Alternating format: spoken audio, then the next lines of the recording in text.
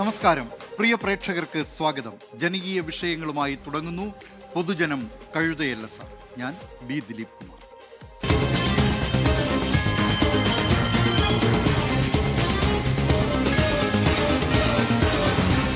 പൊതുജനം കഴുതയല്ല സാർ. ദേശീയ തലത്തിൽ നെഹ്റു ഗാന്ധി കുടുംബത്തിന്റെ പേരുകൾ തിരസ്കരിക്കപ്പെടുന്നുവെന്ന് ആരോപണമുയർത്തുന്നത് കോൺഗ്രസ് ആണ്. എന്നാൽ കേരളത്തിൽ UDF സർക്കാർ പുതിയ പദ്ധതിയുമായി വരുമ്പോൾ നീക്കിയത് ഇന്ദിരാഗാന്ധിയുടെ പേരാണ്. പകരമിട്ടത് കെ കരുണാകരന്റെ പേര്. തിരുവനന്തപുരത്തെ 2ാം മെഡിക്കൽ കോളേജാണ് കഥാനായകൻ. തിരുവനന്തപുരത്ത് നിന്ന് മേഘന മുരളി തയ്യാറാക്കിയ റിപ്പോർട്ട് കാണാം. പേരിലെ പെരിയ കാര്യങ്ങൾ. കെ കരുണാകരൻ കേരളത്തിൽ 4 തവണ മുഖ്യമന്ത്രിയായിരുന്നു. അദ്ദേഹം തിരുവനന്തപുരത്ത് MP ആയിരുന്നു, ഈ ജില്ലയത്തെ MLA ആയിരുന്നു. അപ്പോൾ അതെല്ലാം കാരണം കൊണ്ടാണ് അദ്ദേഹത്തിൻ്റെ പേര് നൽകുന്ന ഉചിതമായിരിക്കും എന്നൊരു നിർദ്ദേശം വന്നതിൻ്റെ അടിസ്ഥാനത്തിലാണ് തീരുമാനം. കണ്ണോത്ത് കരുണാകരൻ മകൻ കെ മുരളീധരൻ ഇപ്പോഴത്തെ ആരോഗ്യമന്ത്രി പറഞ്ഞത് ശരിയാണ്. കേരള രാഷ്ട്രീയ ചരിത്രത്തിലെ എണ്ണം പറഞ്ഞ നേതാക്കളിൽ ഒരാളാണ് കെ കരുണാകരൻ. പുതിയ മെഡിക്കൽ കോളേജ് അദ്ദേഹത്തിന്റെ പേരിലാകുന്നതിൽ തെറ്റു പറയാനുമില്ല. പക്ഷേ ഔദ്യോഗികമായി പ്രഖ്യാപിച്ച ഇന്ദിരാഗാന്ധിയുടെ പേരിന് എന്ത് സംഭവിച്ചു എന്നാണ് ചോദ്യം. 2014 ശേഷം കേന്ദ്ര സംസ്ഥാന BJP സർക്കാരുകൾ 32 പദ്ധതികളുടെ പേരുകൾ മാറ്റിയെന്നാണ് കോൺഗ്രസിന്റെ കണക്ക്. നെഹ്റു ഗാന്ധി കുടുംബത്തിന്റെ ചരിത്രം സംഘപരിവാറിനെ ഭയപ്പെടുത്തുന്നുവെന്ന് ആരോപണം. മഹാത്മാഗാന്ധി ദേശീയ തൊഴിലുറപ്പ് പദ്ധതിയുടെ പേര് BJP സർക്കാർ മാറ്റിയത് അടുത്തിടെയാണ്. ഉത്തർപ്രദേശ്, രാജസ്ഥാൻ, ബീഹാർ സംസ്ഥാനങ്ങളിലും പല സ്ഥാപനങ്ങളിൽ നിന്നും ഇന്ദിര എന്ന പേര് എടുത്തു കളഞ്ഞിട്ടുണ്ട്. 2024 BJP അംഗം പാർലമെന്റിൽ ഉന്നയിച്ചത് ഡൽഹി ഇന്ദിരാഗാന്ധി അന്താരാഷ്ട്ര വിമാനത്താവളത്തിന്റെ പേര് മാറ്റണമെന്നായിരുന്നു. ഈ പറഞ്ഞതെല്ലാം ദേശീയ തലത്തിലെ കാര്യങ്ങളാണ്. ഇങ്ങ് കേരളത്തിൽ 102 സീറ്റുകൾ നേടി UDF സർക്കാർ അധികാരത്തിലെത്തി. സർക്കാരിന്റെ സ്വപ്ന പദ്ധതികളൊന്ന് ഉടൻ നടപ്പിലാകും. 2016 ഉദ്ഘാടനം കഴിഞ്ഞ 2ാം മെഡിക്കൽ കോളേജ് ഉടൻ പ്രവർത്തന സജ്ജമാകും. പക്ഷേ വ്യത്യാസം നേരത്തെ പറഞ്ഞ പേരിൽ മാത്രമാണ്. 2016 ഫെബ്രുവരി 25 അന്നത്തെ മുഖ്യമന്ത്രിയായിരുന്ന ഉമ്മൻചാണ്ടി 2ാം മെഡിക്കൽ കോളേജ് ഉദ്ഘാടനം ചെയ്യുമ്പോൾ പേര് ഇന്ദിരാഗാന്ധി മെമ്മോറിയൽ എന്ന് തന്നെയായിരുന്നു. അന്നത്തെ ആരോഗ്യമന്ത്രി VS ശിവകുമാറിന്റെ സാന്നിധ്യത്തിൽ ആഭ്യന്തരമന്ത്രി രമേശ് ചെന്നിത്തലയാണ് ഇന്ദിരാഗാന്ധി മെമ്മോറിയൽ എന്ന പേര് പ്രഖ്യാപിക്കുന്നത്. ഇടതുപക്ഷം ഭരിച്ച 10 വർഷം പദ്ധതി അവഗണിക്കപ്പെട്ടു. അങ്ങനൊരു മെഡിക്കൽ കോളേജ് തന്നെ വേണ്ടെന്നായിരുന്നു LDF സർക്കാരിന്റെ നിലപാട്. നിലവിൽ കെ കരുണാകരന്റെ പേരിൽ മറ്റു മാറ്റങ്ങളൊന്നുമില്ലാതെ ഉമ്മൻചാണ്ടി ആഗ്രഹിച്ചതുപോലെയാണ് പദ്ധതി നടപ്പിലാകുന്നത്. UDF അധികാരത്തിലെത്തിയപ്പോൾ സ്ത്രീകൾക്കുള്ള സൗജന്യ യാത്രാ പദ്ധതിക്ക് പ്രിയദർശിനി എന്ന് പേരിട്ടിരുന്നു. അതുകൊണ്ട് 2ാം മെഡിക്കൽ കോളേജ് കെ കരുണാകരൻ മെമ്മോറിയലാകുന്നുവെന്ന് കോൺഗ്രസ് വൃത്തങ്ങൾ വിശദീകരിക്കുന്നുണ്ട്. വിഴിഞ്ഞം അന്താരാഷ്ട്ര തുറമുഖത്തിന് മുൻ മുഖ്യമന്ത്രി ഉമ്മൻചാണ്ടിയുടെ പേരും പരിഗണനയിലുണ്ട്. പ്രഖ്യാപനത്തിൽ നിന്നുള്ള യു-ടേണാണ് പഴയ തിരസ്കരണ പരാമർശങ്ങളൊക്കെ വീണ്ടും തലപൊക്കാൻ കാരണം. അതിനപ്പുറത്തേക്ക് തലസ്ഥാനത്തിന്റെ പ്രധാനപ്പെട്ട ആവശ്യങ്ങളിൽ ഒന്നാകുന്നുണ്ട് 2ാം മെഡിക്കൽ കോളേജ്. ഇനി പേരേതായാലും അത് സാധാരണക്കാർക്ക് ആശ്വാസമാകുമെന്ന് കരുതാം. മേഘ്ന മുരളി, 24, തിരുവനന്തപുരം. പൊതുജനം കഴുതയല്ല സാർ. പേരിന്റെ കാര്യത്തിൽ ഒറ്റ വെട്ടായിരുന്നു. ഇന്ദിരാഗാന്ധിയുടെ പേരിലുള്ള 2ാം മെഡിക്കൽ കോളേജ് അന്ന് 2016 ഫെബ്രുവരി മാസം 25-ാം തീയതി ഉദ്ഘാടനം ചെയ്തത് അന്നത്തെ മുഖ്യമന്ത്രിയായിരുന്ന ഉമ്മൻചാണ്ടിയാണ്. ആ ചടങ്ങിൽ പങ്കെടുത്തിരുന്നു അന്ന് വട്ടിയൂർക്കാവ് MLA ആയിരുന്ന കെ മുരളീധരൻ. അദ്ദേഹം ഇപ്പോൾ ആരോഗ്യമന്ത്രിയായപ്പോൾ തിരുവനന്തപുരത്ത് 2ാം മെഡിക്കൽ കോളേജ് തുടങ്ങുമെന്ന് വീണ്ടും ഒരു പ്രഖ്യാപനം നടത്തുന്നു.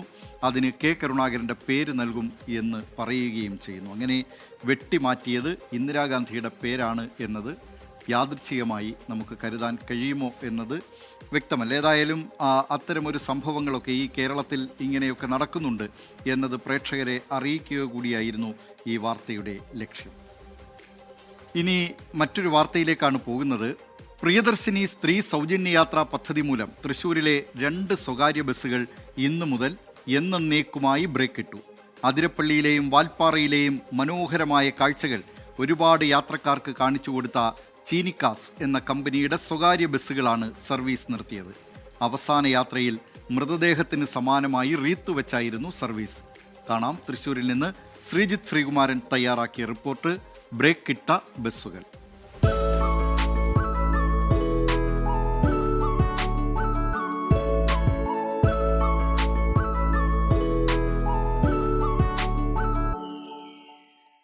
ഏതൊരു പദ്ധതിയും നടപ്പാക്കുമ്പോൾ ആവശ്യത്തിന് പഠനം വേണം, മുന്നൊരുക്കങ്ങൾ വേണം. അതില്ലാതെ ഒരു പദ്ധതി നടപ്പാക്കുമ്പോൾ ഉണ്ടാകുന്ന ബുദ്ധിമുട്ടാണ് കേരളത്തിലെ സ്വകാര്യ ബസ് മേഖല ഇപ്പോൾ അനുഭവിച്ചുകൊണ്ടിരിക്കുന്നത്. തിക്തഫലങ്ങളാണ് അവിടുത്തെ ജീവനക്കാരും അനുഭവിക്കുന്നത്. ചാലക്കുടിയിൽ നിന്ന് കാലത്ത് 6:45 ഉച്ചയ്ക്ക് 1:20, വാൽപ്പാറയിൽ നിന്ന് കാലത്ത് 7:30 ഉച്ചയ്ക്ക് 12 മണിക്കും. അതിരപ്പള്ളിയെയും തമിഴ്നാട്ടിലെ വാൽപ്പാറയെയും ബന്ധിപ്പിക്കുന്ന വനപാതയിലൂടെ കാഴ്ചകൾ കണ്ട് അതിമനോഹരമായി മനസ്സു കുളിർപ്പിക്കുന്ന എത്രയെത്ര യാത്രകൾ.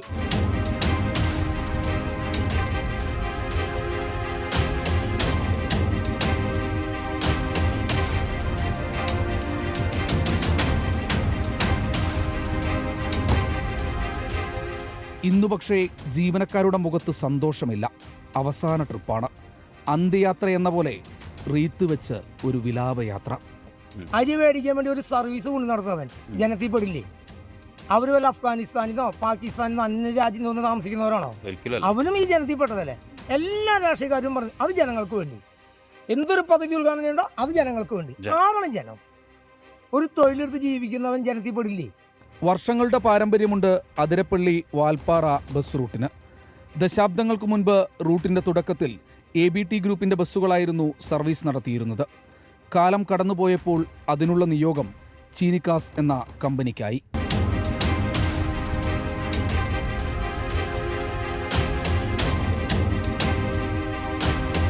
പ്രിയദർശിനി ഓടിയോട് നമ്മുടെ വണ്ടീൻ്റെ കളക്ഷൻ പൊട്ടി തുടങ്ങി. പിന്നെ നമ്മുടെ വണ്ടീൻ്റെ 10 മിനിറ്റ് 15 മിനിറ്റ് ഗ്യാപ്പിലാണ് ട്രാൻസ്പോർട്ടൊക്കെ സർവീസ് ഇട്ട് ഓടുന്നത്. 4000 5000 ഓവർ ഓടുന്ന വണ്ടിക്ക്. വേറെ നിവൃത്തിയില്ല. ഇതന്നെ അവസ്ഥ. ഈ ആനയുടെ മുന്നിൽ കൂടിയും ഈ മരം വീണ് ഞങ്ങൾ വെട്ടി കൊണ്ടുപോയി ആന വണ്ടി മുന്നിലൊന്ന് ചാടി എല്ലാവരും എല്ലാ ബുദ്ധിമുട്ടും അതിപ്പോൾ എല്ലാവർക്കും ഉണ്ട്, അവർക്കുണ്ട്, ഞങ്ങൾക്കുണ്ട്. എന്നാലും എല്ലാ ബുദ്ധിമുട്ടുകളും സഹിച്ച് പോയി ലാസ്റ്റ് ഞങ്ങൾക്ക് പണിയില്ല. നമ്മുടെ കുടുംബം പട്ടിണിയായിട്ടുള്ള ഒരു അവസ്ഥയാണ് ഇപ്പോൾ നടക്കുന്നത്. നിലവിലെ അവസ്ഥയിൽ നമുക്ക് സർവീസ് കൊണ്ടുവരാനായിട്ട് ഭയങ്കര ബുദ്ധിമുട്ടാണ്. അതുകൊണ്ട് ഈ കഴിഞ്ഞ മാസം ഒരു 2 മാസം കൊണ്ട് ഡീസൽ വില ഒരു മാറ്റം ഉണ്ടായിരുന്നു. അത് കഴിഞ്ഞിട്ട് പ്രിയദർശിനിയുള്ളൊരു സ്കീം വന്നപ്പോൾ നമുക്കൊരു യാത്രക്കാരുടെ എണ്ണം കുറഞ്ഞു. അല്ലെങ്കിൽ യാത്രക്കാർ ബസ്സിൽ കുറവായി. പിന്നെ അതിനിടയ്ക്ക് ഈ പ്രിയദർശന സ്കീം വന്നപ്പോൾ നമ്മുടെ യാത്രക്കാർ കംപ്ലീറ്റ് മാറി. വർദ്ധിച്ചു വരുന്ന ഇന്ധനച്ചെലവിൽ പകച്ചു നിൽക്കുമ്പോഴാണ് പ്രിയദർശിനി സൗജന്യ ബസ് യാത്ര വരുന്നത്. ഇതോടെ ഒഴിഞ്ഞ സീറ്റുമായി വനപാതയിലേക്ക് സർവീസ് നടത്തേണ്ട ഗതികേട് വന്നു. ജീവനക്കാർക്ക് ശമ്പളം പോലും കൊടുക്കാൻ കഴിയില്ല എന്ന് ബോധ്യമായതോടെ ബസ്സുകൾ സർവീസ് നിർത്താൻ തീരുമാനിക്കുകയായിരുന്നു.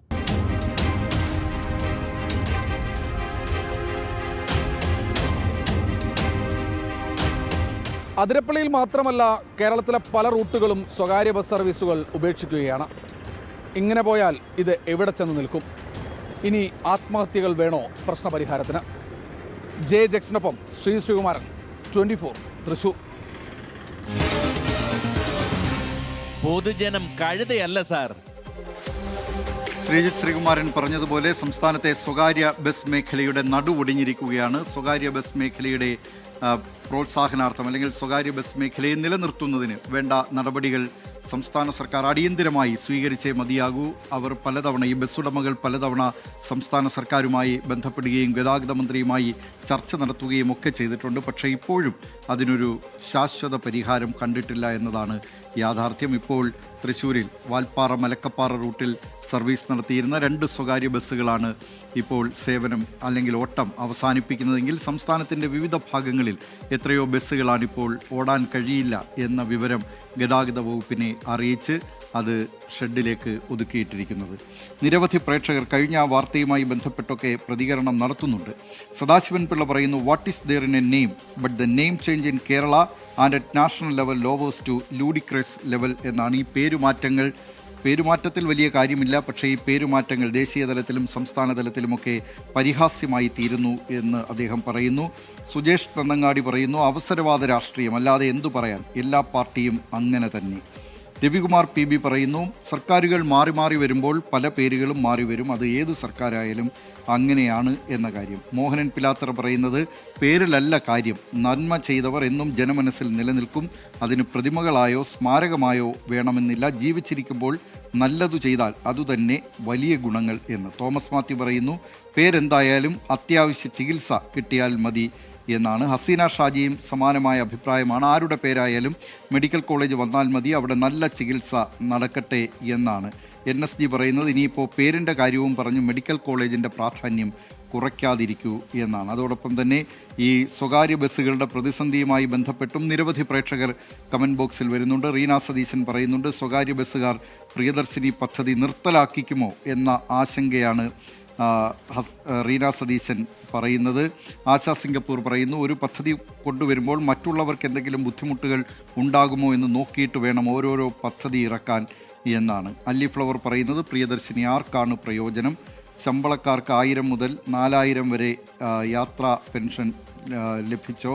ക്ഷേമ പെൻഷൻ 2000-ൽ മാത്രം ഒതുങ്ങുന്നു. ഈ നിലയിലുള്ള നിരവധി പ്രതികരണങ്ങൾ പ്രേക്ഷകരുടെ ഭാഗത്ത് നിന്ന് വരുന്നുണ്ട്. ഇനി നമ്മൾ പോകുന്നത് വ്യത്യസ്തമായൊരു സമ്മേളനത്തിൻ്റെ വാർത്തയിലേക്കാണ്.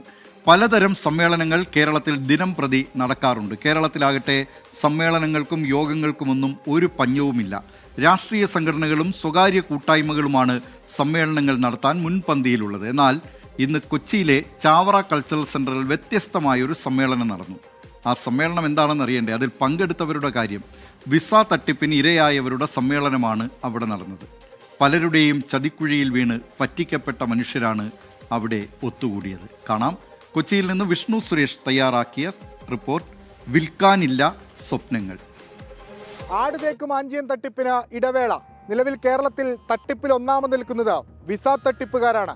ജീവിതം കരിപിടിപ്പിക്കാൻ സ്വന്തം കിടപ്പാടം പോലും പണയം വെച്ച കോടികൾ നഷ്ടപ്പെട്ട നിരവധി പേരുണ്ട് കേരളത്തിൽ. അത്ര തന്നെ കേസുകളുമുണ്ട്. പക്ഷേ തട്ടിപ്പുകാരുടെ എണ്ണത്തിൽ മാത്രം ഒരു കുറവും സംഭവിക്കുന്നില്ല. വിസ ഫ്രോഡ് വിക്ടിം എന്ന വാട്സപ്പ് കൂട്ടായ്മയിലെ അംഗങ്ങളാണ് എറണാകുളത്ത് ഒത്തുകൂടിയത്. പലരും വിസ തട്ടിപ്പിന്റെ മറവിൽ ലക്ഷങ്ങളും കോടികളും നഷ്ടപ്പെട്ടവർ. മക്കളുടെ വിദേശ പഠനത്തിനും സ്വന്തം ജോലിക്കും വേണ്ടി കടം വാങ്ങി പണം നൽകി പറ്റിക്കപ്പെട്ടവരാണ് എല്ലാവരും. അപ്പോൾ വീണ്ടും ഒരു പ്രൂഫ് തരുവാണ്. പ്രൂഫ് തരുന്നത് വെച്ചാൽ ഒറിജിനൽ ടിക്കറ്റ്. കണ്ണൂരിൽ നിന്ന് വന്ദേ ഭാരതിന് തിരുവനന്തപുരത്തേക്ക്, തിരുവനന്തപുരത്ത് നിന്ന് ഇൻഡിഗോ ഫ്ലൈറ്റിൽ ചെന്നൈയിലേക്ക്, ചെന്നൈയിൽ നിന്ന് ഓക്ക ലൈനിലേക്കുള്ള ഫ്ലൈറ്റ്. അപ്പോൾ ഞാൻ ഫ്ലൈറ്റിൻ്റെ ചാർട്ട് ചെക്ക് ചെയ്യുമ്പോഴേക്കും എൻ്റെ പേരുണ്ട്. അപ്പോൾ ബാക്കി പൈസ 4 ലക്ഷം രൂപ കൂടി കൊടുത്തു, സെറ്റിലായി. അങ്ങനെ 1 വർഷത്തേക്കുള്ള സാധനം വാങ്ങിച്ചു വെച്ചു പോകാൻ വേണ്ടി. കറൻ്റ് ഞാനൊരു കമ്പനിയുടെ മാനേജറായിട്ട് വർക്ക് ചെയ്യായിരുന്നു, 5 ഡിസ്ട്രിക്റ്റിൻ്റെ ഇൻചാർജായിട്ട്. ആ ജോലി റിസൈൻ ചെയ്ത് പോകുന്നതിൻ്റെ തലേദിവസമാണ് പറയുന്നത് ചെറിയൊരു തടസ്സമുണ്ട്, 2 ദിവസം കഴിഞ്ഞിട്ട് പോകാൻ പറ്റും. 2/20 22 വർഷമായി, ഇപ്പം 3 വർഷമായി. വിസ തട്ടിപ്പ് കേസുകൾ ദിനംപ്രതി വർദ്ധിക്കുകയാണ്. കഴിഞ്ഞ വർഷം എറണാകുളത്ത് മാത്രം രജിസ്റ്റർ ചെയ്തത് 795 കേസുകൾ. സംസ്ഥാനത്ത് രജിസ്റ്റർ ചെയ്തത് 10,000-ത്തിലധികം കേസുകൾ.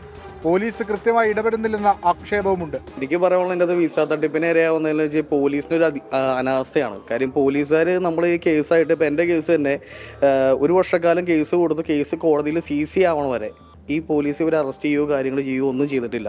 ഇവർ കോടതിയിൽ പോയി മുൻകൂർ ജാമ്യം എടുക്കും, പിന്നെ വ്യവസ്ഥയിൽ അറസ്റ്റ് ചെയ്യാന്ന് പറയും, പിന്നെ ജാമ്യത്തിൻ്റെ ബെയിൽ ക്യാൻസൽ ചെയ്യാനായിട്ട് നമ്മൾ കയ്യിൽ നിന്ന് പൈസയും മുടക്കി വക്കീലിന് കാശും കൊടുത്ത് നമ്മൾ ഇതിൻ്റെ പുറകെ കിടക്കണം. എറണാകുളത്ത് മാത്രം ശരാശരി 2 കേസുകൾ ദിനംപ്രതി രജിസ്റ്റർ ചെയ്യുന്നുണ്ട്. വിസയ്ക്ക് പണം നൽകുമ്പോൾ ഒരുപാട് കാര്യങ്ങൾ ശ്രദ്ധിക്കണം. തട്ടിപ്പിന് നമുക്ക് യഥാർത്ഥത്തിൽ വേണ്ടതെന്ന് പറഞ്ഞ ഒരു ബോധവൽക്കരണം തന്നെയാണ്. തട്ടിപ്പിന് എങ്ങനെ ഇരയാവാതെ ജീവിക്കണമെന്ന് നമ്മളൊന്ന് പഠിക്കണം. അത് വളരെ നിർബന്ധമാണ്. പക്ഷേ നമുക്ക് ഇപ്പം മലയാളികളെ സംബന്ധിച്ചിടത്തോളം നമുക്ക് വലിയ പലിശ ഓഫർ ചെയ്ത് കഴിഞ്ഞാൽ എത്ര രൂപ വേണമെങ്കിലും ആർക്കും കൊണ്ട് കൊടുക്കും. ഇവൻ്റെ കാര്യം എന്താ, ചരിത്രം എന്താ, ഇവൻ്റെ ഭൂമിജാത്രമൊന്നും അന്വേഷിക്കാതെ കൊണ്ടൊന്നും പൈസയും കൊടുക്കും. അങ്ങനെ കൊടുക്കുന്നവരുണ്ട്. അതെല്ലാം തട്ടിപ്പിന് എത്ര പേരാണ് വരുന്നതെന്നറിയോ? ഒരു ദിവസം എൻ്റെ അടുത്ത് എങ്ങനെ ആയാലും ഒരു 10 പേര് ഇങ്ങനെയുള്ള ആളുകൾ വരാറുണ്ട്. നിയമ പോരാട്ടത്തിനൊപ്പം സർക്കാർ സംവിധാനങ്ങൾ കൂടി കൃത്യമായി ഇടപെട്ടാൽ മാത്രമേ തട്ടിപ്പുകാരെ പിടിച്ചുകെട്ടാനാവൂ. ഈ ഫ്രോഡ് വിസ ചീറ്റിംഗ് അങ്ങനെയുള്ള ഏജൻസികളുടെ എണ്ണം കൂണ് മുളയ്ക്കണ പോലെ കൂടിക്കൊണ്ടിരിക്കുക. അവർക്ക് മനസ്സിലായിപ്പോൾ സിവിൽ കേസ് നടത്തിയാലും ക്രിമിനൽ കേസ് നടത്തിയാലും ഒരിക്കലും അവരുടെ കയ്യിൽ നിന്ന് തിരിച്ച് 10 പൈസ ഈ വിക്ടിംസിന് കൊടുക്കേണ്ടി വരില്ല എന്നുള്ള ബോധ്യത്തിലാണ് അവർ നിൽക്കുന്നത്. വിസ തട്ടിപ്പിൽ ശിക്ഷിക്കപ്പെടുന്നവർ തീരെ കുറവാണ്. അന്വേഷണ ഘട്ടത്തിലോ വിചാരണ ഘട്ടത്തിലോ പ്രതികൾ പരാതിക്കാരുമായി ഒത്തുതീർപ്പിലെത്തുന്നതാണ് കാരണം. ഈ സാധ്യതയെക്കുറിച്ച് വ്യക്തമായ ധാരണയുള്ളതിനാലാണ് ഒരിക്കൽ പിടിക്കപ്പെട്ടാലും ഇതേ പ്രതികൾ അടുത്ത നമ്പറുമായി രംഗത്ത് വരുന്നത്. വിസ തട്ടിപ്പ് കേസുകളിൽ കൊച്ചിയിൽ 1-ലധികം വഞ്ചനാ കേസുകളിൽ അറസ്റ്റിലായ വിദേശ റിക്രൂട്ട്മെന്റ് ഏജൻസിക്കാർ ഏറെയാണ്. മായാവിയുടെ മാന്ത്രിക വടിവരെ വിൽപ്പനയ്ക്ക് വെച്ച് പണമടിക്കുന്ന തട്ടിപ്പുകാരുള്ള നാടാണ്. അവരെ സംബന്ധിച്ച് വിസ തട്ടിപ്പ് ഒരു വിഷയമേ അല്ല. പണം നൽകുന്ന നമ്മളാണ് സൂക്ഷിക്കേണ്ടത്. സ്ഥാപനത്തിന്റെയും വ്യക്തികളുടെയും വിശ്വാസ്യത ഉറപ്പുവരുത്തണം. കൊച്ചിയിൽ നിന്ന് വിഷ്ണു സുരേഷ്, 24.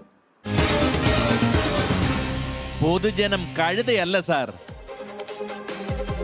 സീന മുഹമ്മദ് പറയുന്നു, ജീവിതം ഒന്ന് കരകയറ്റാൻ വേണ്ടിയാണ് പലരും വിദേശത്ത് പോകുന്നത്. അവരെ പറ്റിക്കുന്നതിലും ഭേദം ഭിക്ഷ എടുത്ത് ജീവിച്ചുകൂടെ എന്നാണ് ചോദിക്കുന്നത്. അബ്രഹാം തോമസ് പറയുന്നു, രാഷ്ട്രീയക്കാരുടെ സമ്മേളനങ്ങൾ കൊണ്ട് പൊതുജനത്തിന് യാതൊരു പ്രയോജനവും ഇല്ല എന്ന്. അങ്ങനെ നിരവധി പ്രേക്ഷകർ അതുമായി ബന്ധപ്പെട്ട് പ്രതികരിക്കുന്നുണ്ട്. സുധീഷ് എമ്മൻ പറയുന്നു, എത്രയോ പാവങ്ങളുടെ ജോലി സ്വപ്നങ്ങളും ജീവിതവുമാണ് ഇല്ലാതായത് എന്ന്. അങ്ങനെ നിരവധി പ്രേക്ഷകരാണ് ആ വാർത്തയോട് പ്രതികരിക്കുന്നത്. നമ്മളിനി നേരെ പോകുന്നത് രാജ്യ തലസ്ഥാനത്തേക്കാണ്, ഡൽഹിയിലേക്ക്. രാജ്യ തലസ്ഥാന നഗരിയിലെ മലയാളികളുടെ സാംസ്കാരിക ഇടമായ ഡൽഹി കേരള ക്ലബ്ബ് പ്രതിസന്ധിയിൽ. 8 പതിറ്റാണ്ടിലേറെ പഴക്കമുള്ള ഈ പൈതൃക മന്ദിരം ഉടനടി ഒഴിഞ്ഞു നൽകണമെന്നാവശ്യപ്പെട്ട് നോട്ടീസ് നൽകിയിരിക്കുകയാണ് കെട്ടിട ഉടമകളായ പൂഞ്ച് ബ്രദേഴ്സ്. എന്നാൽ ക്ലബ്ബ് ഏതു വിധേനയും സംരക്ഷിക്കാൻ ഒരുങ്ങുകയാണ് ക്ലബ് ഭാരവാഹികൾ. ഡൽഹിയിലെ കേരള ക്ലബ്ബ് കൊണാട്ട് പ്ലേസിലെ കെ ബ്ലോക്കിൽ തല ഉയർത്തിപ്പിടിച്ച് നിൽക്കുന്ന ഒരു കെട്ടിടമാണ്. അതിലാണ് ഈ കേരള ക്ലബ്ബ് ഉള്ളത്. എത്രയോ സാഹിത്യകാരന്മാർ അവരുടെ രചനകൾ ആദ്യം അവതരിപ്പിച്ചത് കേരള ക്ലബ്ബിലെ സാഹിത്യ ചർച്ചകളിലായിരുന്നു. അതിൽ ഒ വി വിജയനുണ്ട്, എം മുകുന്ദനുണ്ട്, വി കെ എനുണ്ട്, കാക്കനാടനുണ്ട്, ഓംചേരി എൻ എൻ പിള്ളയുണ്ട്, അങ്ങനെ നിരവധി സക്കറിയയുണ്ട്. അങ്ങനെ നിരവധി സാംസ്കാരിക നായകന്മാരാണ് ഈ കേരള ക്ലബ്ബിൽ എത്തിയിരുന്നത്. ഏതായാലും ഈ കേരള ക്ലബ്ബ് ഇപ്പോൾ ഒഴിയണം എന്നാണ് ഉടമകൾ ആവശ്യപ്പെട്ടിരിക്കുന്നത്. കാണാം, ഡൽഹിയിൽ നിന്ന് PR അരവിന്ദ് തയ്യാറാക്കിയ റിപ്പോർട്ട്. കേരളം, കേരളീയർ, കേരള ക്ലബ്ബ്. കേരള സംസ്ഥാനം രൂപീകരിക്കുന്നതിന് മുൻപ്, കൃത്യമായി പറഞ്ഞാൽ 1940 മുതൽ മലയാളികൾക്കൊരു സാംസ്കാരിക കേന്ദ്രമുണ്ട് ഡൽഹിയിൽ. ഡൽഹി കൊണോട്ട് പ്ലേസിലെ കേരള ക്ലബ്ബ്. എന്നാൽ ആ കേരള ക്ലബ്ബ് ഇന്ന് വലിയൊരു പ്രതിസന്ധി നേരിടുന്നു. കെട്ടിടത്തിൽ നിന്ന് ഒഴിയണമെന്ന നോട്ടീസ് നൽകിയിരിക്കുകയാണ്. ഈ ചരിത്രമുറങ്ങുന്ന സ്ഥാപനത്തിന് എന്ത് സംഭവിക്കുമെന്ന ആശയക്കുഴപ്പത്തിലാണ് ഡൽഹിയിലെ മലയാളി സമൂഹം. വൈസ്രോയ് മൗണ്ട് ബാറ്റന്റെ സെക്രട്ടറി ആയിരുന്ന അദ്ദേഹത്തിന്റെ ദീർഘവീക്ഷണമായിരുന്നു ഈ സ്ഥാപനം. പിന്നീട് ഒ വി വിജയൻ, വി കെ എൻ, കാക്കനാടൻ, ഓംചേരി എൻ എൻ പിള്ള, സക്കറിയ, എം മുകുന്ദൻ, ചെറിയാൻ കെ ചെറിയാൻ തുടങ്ങി മലയാള സാഹിത്യത്തിലെ അതികായന്മാർ ഡൽഹി ജീവിതത്തിൽ ഒത്തുചേർന്നതും സംവദിച്ചതും ഈ ക്ലബിലായിരുന്നു. സാഹിത്യ ചർച്ചകളും സാംസ്കാരിക പരിപാടികളുമായി ഇന്നും സജീവമായ പൈതൃക കേന്ദ്രത്തെയാണ് വ്യക്തമായ കാരണങ്ങളില്ലാതെ ഇല്ലാതാക്കാൻ ഇപ്പോൾ ശ്രമിക്കുന്നത്. ഇപ്പോൾ അവരാവശ്യപ്പെടുന്നത് ഇത് മാറിക്കൊടുക്കണമെന്നാണ്. മാറിക്കൊടുക്കാൻ അവർ 2 കാരണമാണ് പറയുന്നത്. ഒന്ന്, വാടക കൊടുക്കുന്നില്ല. വാടക കൊടുക്കുന്നുള്ളതിന് വ്യക്തമായ പ്രൂഫുണ്ട്. മറ്റൊന്ന്, അവർ പറയുന്നത് അവർക്കിത് സ്വന്തം ആവശ്യത്തിന് വേണം എന്ന് പറയുന്നു. ഇപ്പോൾ ഇറക്കി വിടണം എന്നുള്ളത് കൊണ്ട് മാത്രമാണ് അവർ റെന്റ് കൊടുക്കുന്നില്ല എന്ന് പറയുന്നതും, അതുപോലെ തന്നെ സ്ഥലം അവർക്ക് വേണമെന്ന് പറയുന്നത് ഞങ്ങളെ ഇറക്കി വിടാൻ വേണ്ടി മാത്രമാണ്. വർഷങ്ങളായി ഡൽഹിയിലെ മലയാളി സമൂഹത്തിന്റെ പ്രധാന ആശ്രയമായ ക്ലബിനെ സംരക്ഷിക്കാൻ ഒരുമിച്ചിറങ്ങുകയാണ് ഭാരവാഹികളും സമാന മനസ്കരും. അന്യായമായ നടപടിക്കെതിരെ കോടതിയെയും സമീപിച്ചിട്ടുണ്ട്. ഇതൊരു നോട്ടീസ് വന്നു. നോട്ടീസ് ഞങ്ങൾ മറുപടി കൊടുത്തിട്ടുണ്ട്. 2 നോട്ടീസ് വന്നു, അതിന് 2നും മറുപടി കൊടുത്തിട്ടുണ്ട്. ഇപ്പോൾ ഹിയറിംഗ് 28-ാം തീയതി, ജൂലൈ 28-ാം തീയതി ഹിയറിങ്ങിന് വിളിച്ചിരിക്കുകയാണ്. അപ്പോൾ കോടതിയിൽ വെച്ച് ഞങ്ങൾ കാണുന്നതായിരിക്കും. നിയമ പോരാട്ടത്തിനൊപ്പം തന്നെ തലസ്ഥാന നഗരിയിലെ മലയാളികളുടെ ആത്മാവായ ഈ സാംസ്കാരിക ഇടം നിലനിർത്താൻ രാഷ്ട്രീയ ഭിന്നതകൾ മറന്ന് ഡൽഹിയിലെ മുഴുവൻ മലയാളികളും ഒറ്റക്കെട്ടായി രംഗത്തിറങ്ങുമെന്നാണ് ക്ലബ്ബ് ഭാരവാഹികൾ വ്യക്തമാക്കുന്നത്. ഡൽഹി മലയാളികളുടെ കേവലം ഒരു ഒത്തുചേരൽ കേന്ദ്രം മാത്രമല്ല കേരള ക്ലബ്ബ്, മറിച്ചൊരു ചരിത്ര സ്മാരകം കൂടിയാണ്. അതുകൊണ്ട് തന്നെയാണ് ഈ ഒഴിപ്പിക്കൽ നോട്ടീസിനെ ശക്തമായി നേരിടാൻ വേണ്ടി ഡൽഹി മലയാളികളും കേരള ക്ലബ്ബ് ഭാരവാഹികളും തീരുമാനിച്ചിരിക്കുന്നത്. ഡൽഹിയിൽ നിന്നും ജോഗേഷ് സിംഗിനൊപ്പം അരവിന്ദ് PR, 24. പൊതുജനം കഴുതയല്ല സാർ. അതിനിടെ ബുഷ്ര ജംഹാർ എന്ന പ്രേക്ഷക പറയുന്നുണ്ട്, ഞങ്ങളുടെ റോഡ് പണി പഞ്ചായത്ത് അധികൃതർ തടഞ്ഞു, എന്തെങ്കിലും ചെയ്യാൻ പറ്റുമോ എന്ന്. ഏത് സ്ഥലത്താണെന്ന് എന്നതറിയില്ല, അക്കാര്യം കൂടി വ്യക്തമാക്കിയാൽ അതിലൊരു അന്വേഷണം നടത്താം. മാൽക്കം ഗോമസ് പറയുന്നു, കേരള ക്ലബ്ബ് എന്ത് സംഭവിച്ചാലും സംരക്ഷിക്കണം, അത് നമ്മുടെ അടയാളമാണ് എന്ന്. അങ്ങനെ നിരവധി പ്രേക്ഷകർ ഈ വാർത്തയുമായി ബന്ധപ്പെട്ടൊക്കെ പ്രതികരണം നടത്തുന്നുണ്ട്. കേരള ഹൗസ് അത് ഡൽഹിയിൽ രാജ്യ തലസ്ഥാനത്ത് തലയുയർത്തിപ്പിടിച്ച് നിൽക്കുമ്പോൾ അത് സംരക്ഷിക്കേണ്ടതും നിലനിർത്തേണ്ടതും നമ്മുടെ കൂടി ആവശ്യമാണ്. അതുകൊണ്ട് തന്നെ അക്കാര്യത്തിൽ ഡൽഹി മലയാളികൾ ഒത്തൊരുമിച്ച് തന്നെ വേണ്ട നടപടി സ്വീകരിക്കുമെന്ന് പ്രതീക്ഷിക്കാം. മഴ ശക്തി പ്രാപിക്കുമ്പോഴും നഗരത്തിലെ മാലിന്യ സംസ്കരണത്തിൽ സംഭവിച്ച വീഴ്ചകൾ പരിഹരിക്കാനാകാതെ തിരുവനന്തപുരം കോർപ്പറേഷൻ. വെള്ളം കെട്ടിനിൽക്കുന്നത് മൂലമുണ്ടാകുന്ന കൊതുകുജന്യ രോഗങ്ങൾ നഗരത്തിൽ പിടിമുറുക്കുന്നത് നഗരവാസികളിൽ ഉണ്ടാക്കുന്നത് വലിയ ആശങ്കയാണ്. ശുചീകരണ തൊഴിലാളികൾക്ക് വേണ്ട അവശ്യ സാമഗ്രികൾ പോലും ഭരണസമിതി ഉറപ്പാക്കുന്നില്ലെന്നും ആരോപണമുയർന്നിട്ടുണ്ട്. കാണാം, തിരുവനന്തപുരത്ത് നിന്ന് അജ്മൽ ദിറാർ തയ്യാറാക്കിയ റിപ്പോർട്ട്. മാറാത്തത് മാറാതെ തലസ്ഥാനം. ഒരിടവേളയ്ക്ക് ശേഷം മഴ തിമിർത്തു പെയ്യുകയാണ്. ഈ സമയം തലസ്ഥാനവാസികളുടെ പ്രധാന ആശങ്ക മാലിന്യമാണ്. തലസ്ഥാനത്തെ തെരുവുകളും സ്വകാര്യ ഭൂമികളും സർക്കാർ ഭൂമികളുമൊക്കെ മാലിന്യത്താൽ നിറയുകയും തലസ്ഥാനത്തെ പുതുതായി അധികാരത്തിലെത്തിയ BJP ഭരണസമിതിക്ക് ഈ വിഷയത്തിൽ കാര്യക്ഷമമായി ഇടപെടാൻ ആകാതിരിക്കുകയും ചെയ്യുന്നു എന്നതാണ് തലസ്ഥാനവാസികളുടെ ആശങ്ക വർദ്ധിപ്പിക്കുന്ന പ്രധാന ഘടകം.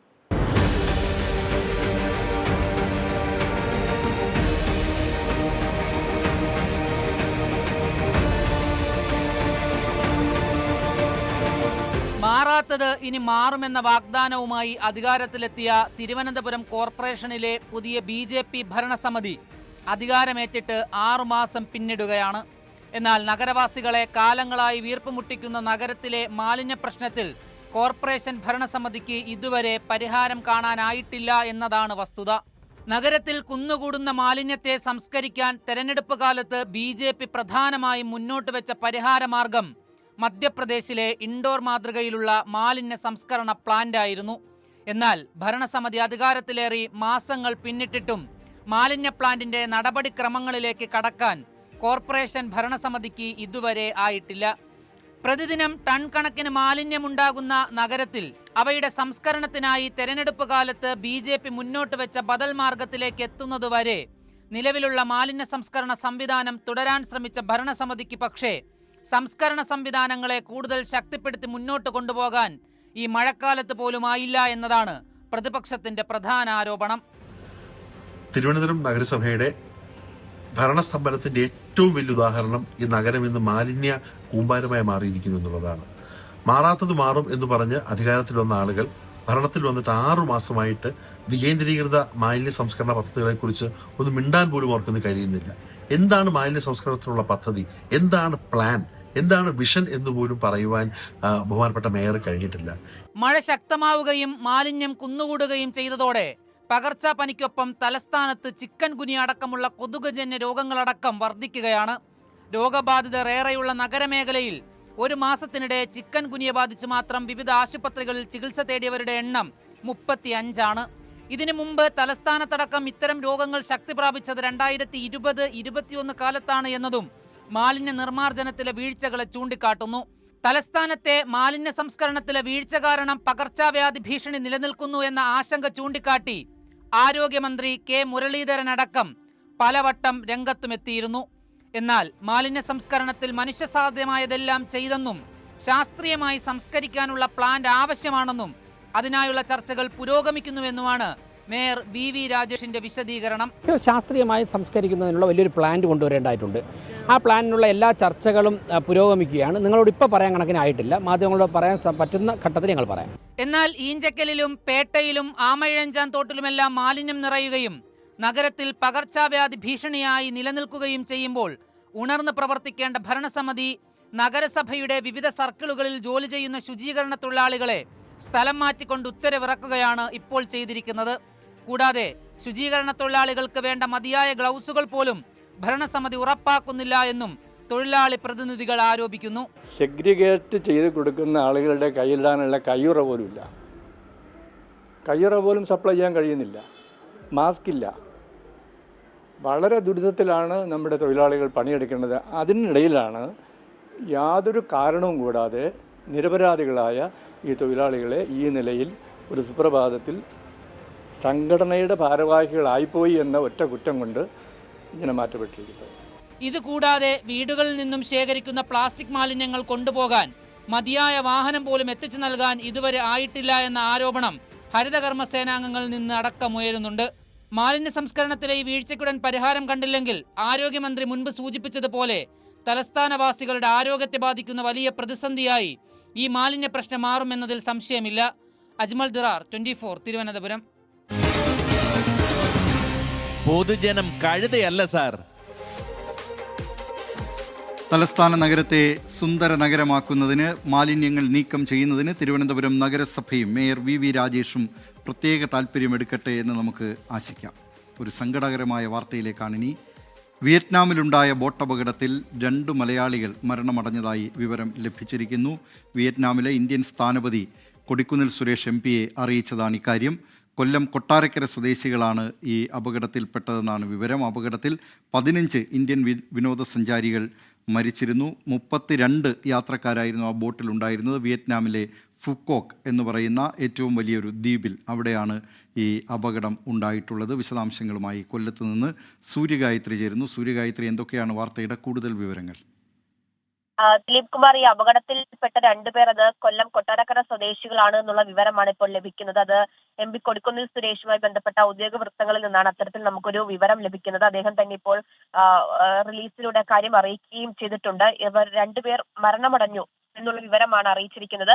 കൊട്ടാരക്കര സ്വദേശികളായ AC തോമസ്, അതുപോലെ തന്നെ അദ്ദേഹത്തിന്റെ ഭാര്യയായിട്ടുള്ള ലൊവേനി തോമസ് എന്നിവരാണ് അപകടത്തിൽപ്പെട്ടിരിക്കുന്നത് എന്നുള്ളത് അറിയിച്ചിരിക്കുന്നു. അതുകൂടാതെ ഇവരുടെ മൃതദേഹങ്ങൾ എത്രയും വേഗം നാട്ടിലെത്തിക്കുന്നതിന് ആവശ്യമായ നടപടികൾ സ്വീകരിക്കുമെന്നുള്ളതും ഇപ്പോൾ MP അറിയിച്ചിരിക്കുകയാണ്. വിയറ്റ്നാമിലെ ഇന്ത്യൻ അംബാസിഡറുമായി സംസാരിച്ചു എന്നുള്ള കാര്യമാണ് MP അറിയിച്ചിരിക്കുന്നത്.